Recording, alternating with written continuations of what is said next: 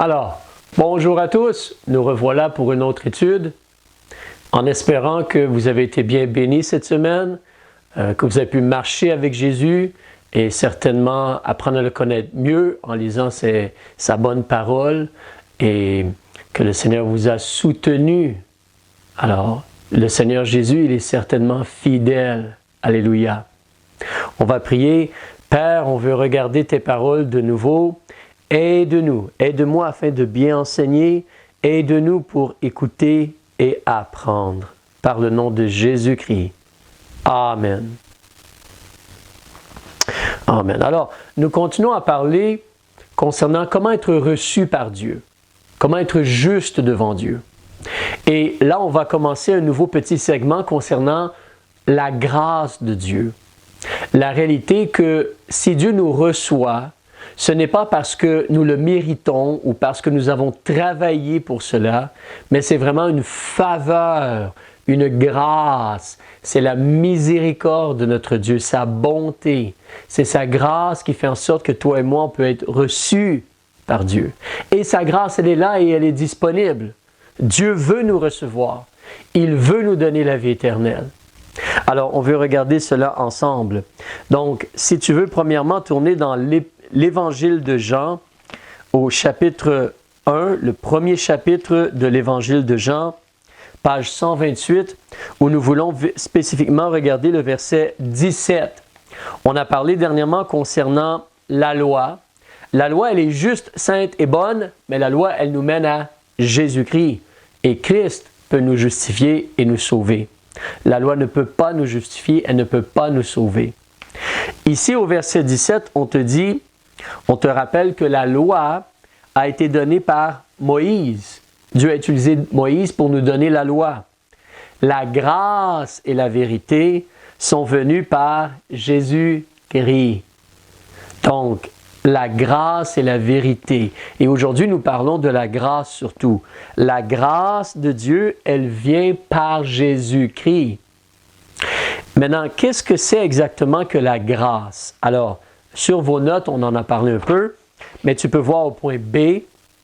Alors, point 1, c'est quoi la grâce? Point B, la grâce, c'est la faveur imméritée, c'est-à-dire la faveur que nous ne méritons pas. C'est la faveur imméritée de Dieu. La grâce, donc, c'est comme une faveur que Dieu nous fait, une bénédiction. Nous ne le méritons pas.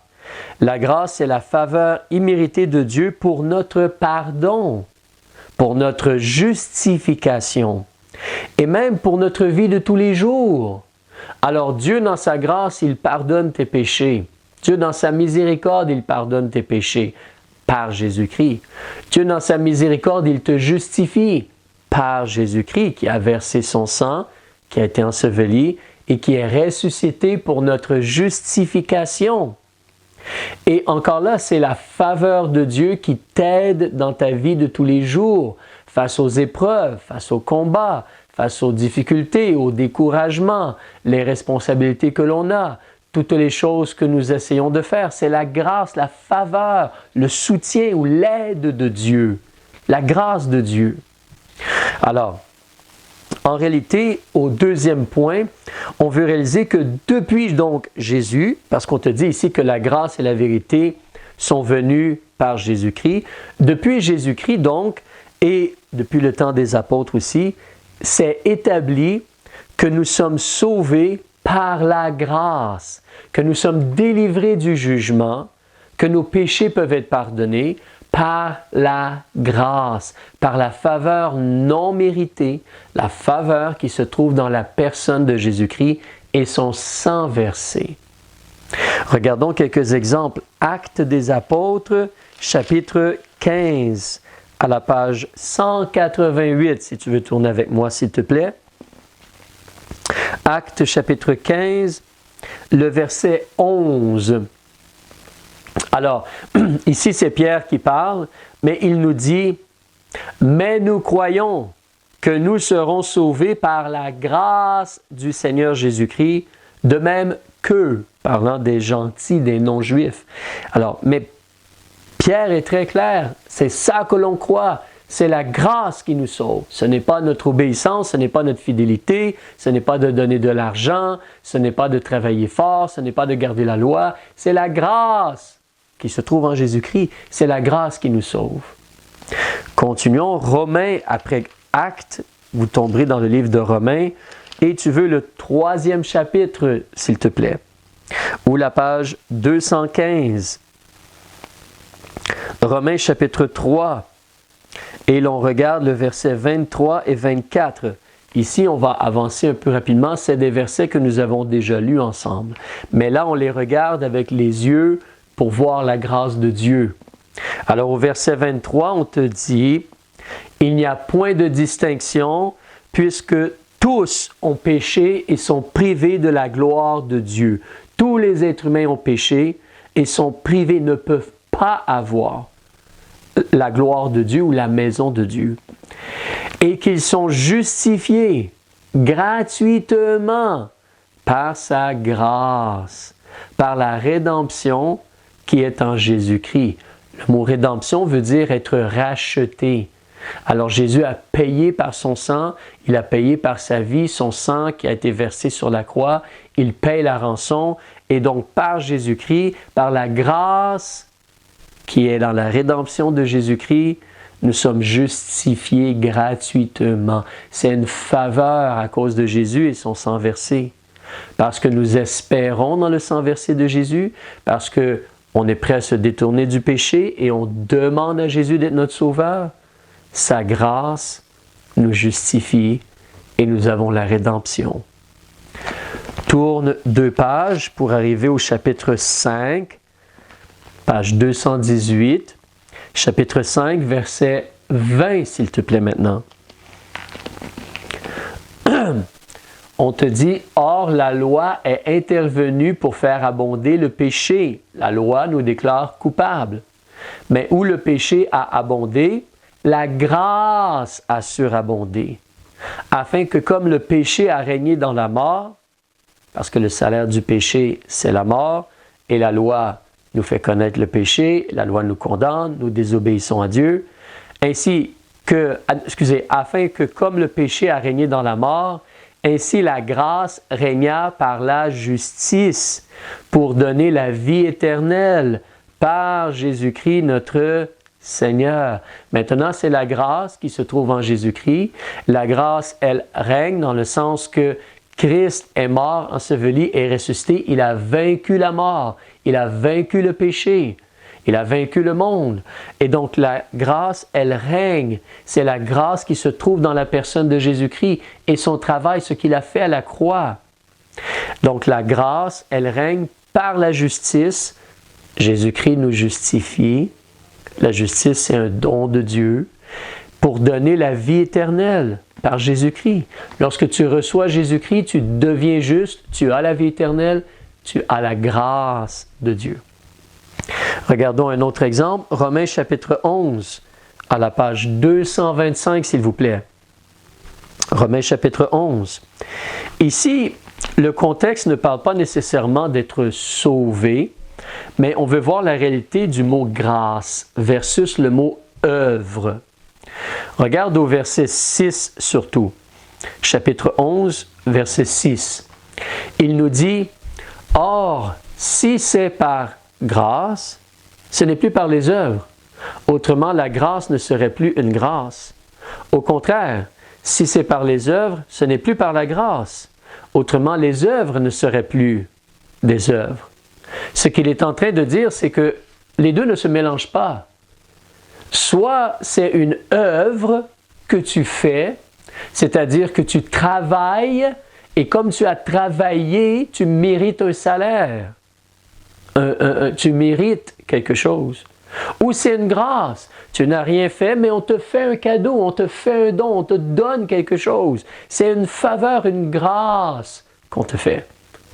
C'est l'un ou c'est l'autre. Parce qu'une grâce, le mot grâce veut dire une faveur que nous ne méritons pas. Donc, ça ne peut pas être des œuvres aussi. C'est une grâce. Et de l'autre côté, une œuvre, c'est tu as travaillé, donc tu le mérites. Ce n'est pas une grâce, c'est un effort et un mérite. Alors les deux ne se mélangent pas. Et nous sommes sauvés par la grâce. Nous ne sommes pas sauvés par les œuvres, par le travail que nous faisons. Nous sommes sauvés parce que Jésus a fait le travail. Il a donné sa vie, il a versé son sang, il a payé pour acheter notre âme. Regardons maintenant dans l'épître de Paul aux Galates, s'il te plaît. Galates chapitre 1, à la page 265, s'il te plaît. Galates chapitre 1. On va débuter au verset 4, s'il te plaît.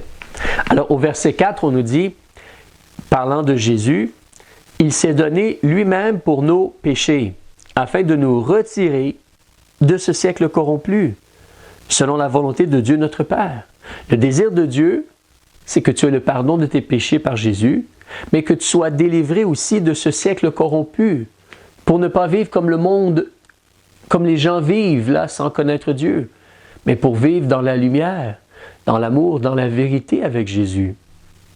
Verset 5. Donc, le Père, auquel soit gloire au siècle des siècles. Amen.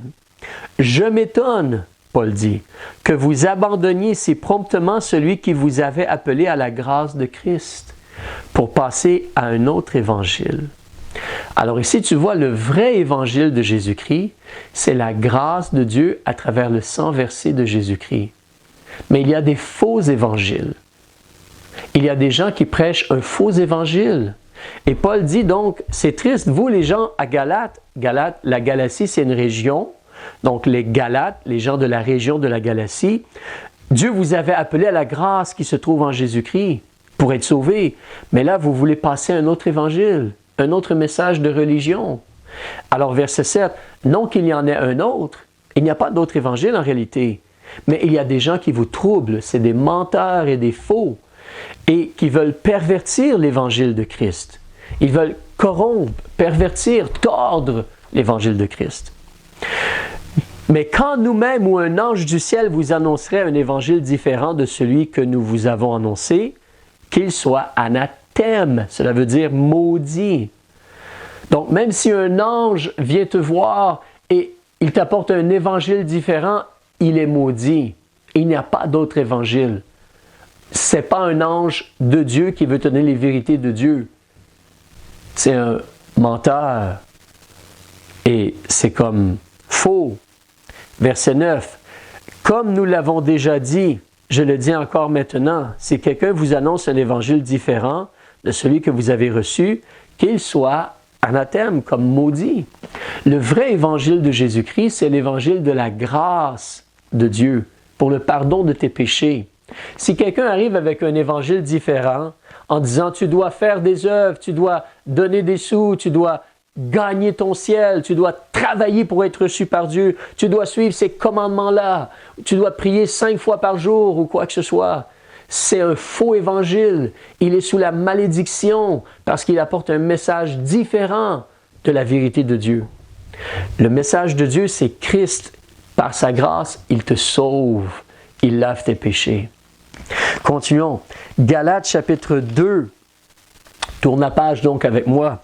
Regarde le verset 21.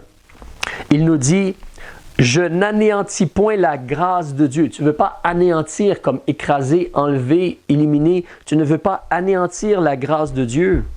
Car si la justice vient de la loi, Christ est donc mort en vain. Non, Jésus n'est pas mort en vain, il est mort pour moi, il est mort pour toi, il est mort pour tous les êtres humains. Mais la justice ne vient pas de l'obéissance de la loi.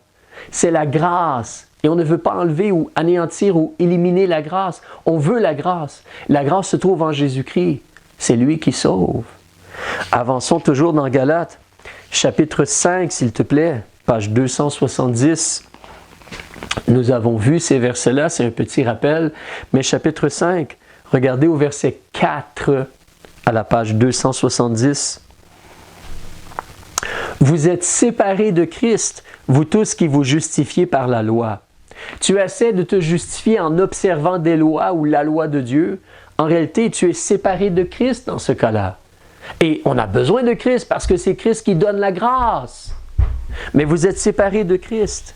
Vous tous qui vous justifiez par la loi, vous êtes déchus de la grâce, comme tombés, comme ne plus avoir la grâce de Dieu.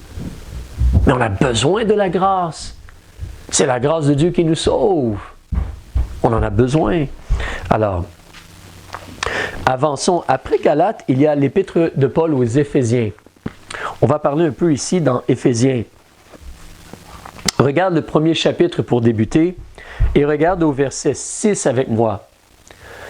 Il te parle de Jésus et de la gloire de sa grâce. Excuse-moi, de Dieu et la louange de la gloire de sa grâce qu'il nous a gratuitement accordée en son bien-aimé. Donc, on louange Dieu pour la gloire de sa grâce qu'il nous a gratuitement, c'est une grâce, c'est gratuit, c'est un cadeau, gratuitement accordé en son bien-aimé. Ça, c'est Jésus. En qui nous avons la rédemption. On a vu tantôt, rédemption veut dire rachat. Nous avons été rachetés. Dieu a payé pour nos péchés, pour le mal qu'on a fait, il a payé par le sang versé de Christ, en qui nous avons la rédemption par son sang, la rémission des péchés. Le mot rémission veut dire comme on remet, on élimine la dette. Alors Christ lave nos péchés, Christ enlève la dette de nos péchés. Alléluia! Donc en qui nous avons la rédemption par son sang, la rémission des péchés, selon les richesses de sa grâce, qu'il a répandue sur nous abondamment par toutes sortes de sagesse et d'intelligence. La grâce de Dieu, c'est d'une grande valeur et c'est ça qui nous sauve. Ce ne sont pas nos œuvres ou notre religiosité. Une dernière chose, Éphésiens chapitre 2, si tu regardes à côté avec moi, on va commencer au verset 1. Remarque ce qu'il nous dit.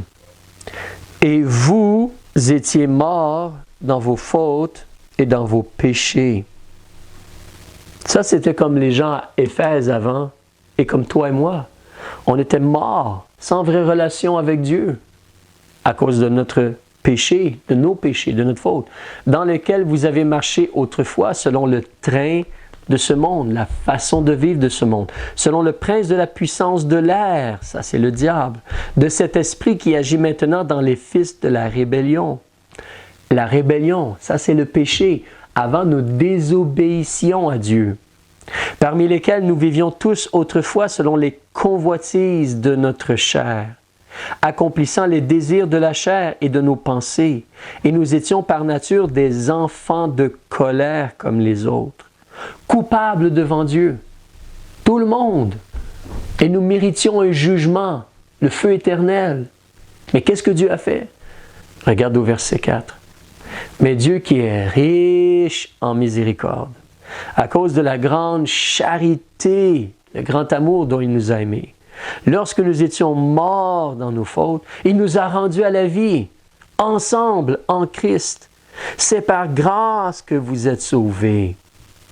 Et il nous a ressuscités ensemble et fait asseoir ensemble dans les lieux célestes en Jésus-Christ, afin de montrer dans les siècles à venir les immenses richesses de sa grâce par sa bonté envers nous en Jésus-Christ. Car vous êtes sauvés, vous êtes délivrés du jugement, les gens d'Éphèse. C'est des gens qui ont espéré en Jésus, qui ont reçu Jésus comme le Sauveur. Mais vous êtes sauvés par la grâce, par le moyen de la foi. Tu as cru que Jésus était mort. Tu as cru qu'il était ressuscité pour ta justification. Tu as cru et la grâce t'a sauvé. Et cela ne vient pas de vous, c'est le don de Dieu, c'est un cadeau de Dieu le salut. Ce n'est point par les œuvres afin que personne ne se glorifie. Tu vois, Dieu est clair, ce n'est pas parce qu'on fait des œuvres que nous allons être reçus par Dieu ou que nous allons devenir justes. C'est une grâce de Dieu, c'est un cadeau de Dieu le pardon, c'est une grâce de Dieu le salut, la délivrance du jugement, la vie éternelle, c'est un don de Dieu. Alors ensuite, il te dit au verset 10, « Car nous sommes son ouvrage ayant été créé en Jésus-Christ pour les bonnes œuvres que Dieu a préparées d'avance afin que nous y marchions. » Tu vois, Dieu, il nous sauve pour faire des œuvres. Nous allons reparler de cela dans les prochaines études. Mais Dieu nous sauve et nous crée de nouveau en Jésus-Christ, être ramené à la vie ou né de nouveau. Jésus-Christ donc nous fait naître de nouveau, on est créé de nouveau en Jésus-Christ pour les bonnes œuvres. Pas parce que nous avons fait des bonnes œuvres, mais pour faire des bonnes œuvres. Alors Dieu, il te sauve par la grâce qui se trouve en la personne de Jésus-Christ. Donc c'est important pour toi et moi de comprendre comment être reçu par Dieu, c'est une faveur, c'est la miséricorde de Dieu. Ça se trouve dans la personne de Jésus-Christ. On reconnaît qui Jésus est, on reconnaît notre condition, coupable, désobéissant, rebelle à Dieu. On confesse à Dieu nos péchés, on confesse à Jésus nos péchés. Et on choisit de se tourner vers Christ et de lui demander la vie éternelle selon sa promesse. Mais être juste ou être reçu devant Dieu, c'est une grâce de Dieu. C'est une grâce. Alléluia. Mais cette grâce, elle est disponible pour toi, elle est disponible pour tout être humain. Il s'agit de demander et recevoir. Si tu as demandé à Jésus-Christ d'être ton sauveur, il t'a sauvé. C'est déjà accompli. Comme on vient de lire, car vous êtes sauvés par la grâce. Vous êtes sauvés. Et non, vous allez être sauvés. Mais vous êtes sauvés. C'est accompli. Alléluia. Alors réjouis-toi si tu as compris, si tu as reçu la grâce de Dieu en Jésus-Christ. Réjouis-toi. Et partage cette grâce-là avec les gens autour de toi. Et pour ta vie de tous les jours, demande à Jésus sa grâce et son aide pour t'aider dans ta vie. Donc, je vous laisse. Je pense qu'ensuite, vous devez faire le petit examen, à moins que vous l'ayez déjà fait. Mais que le Seigneur vous bénisse et on se revoit, Dieu voulant, au ciel ou la semaine prochaine. Au revoir.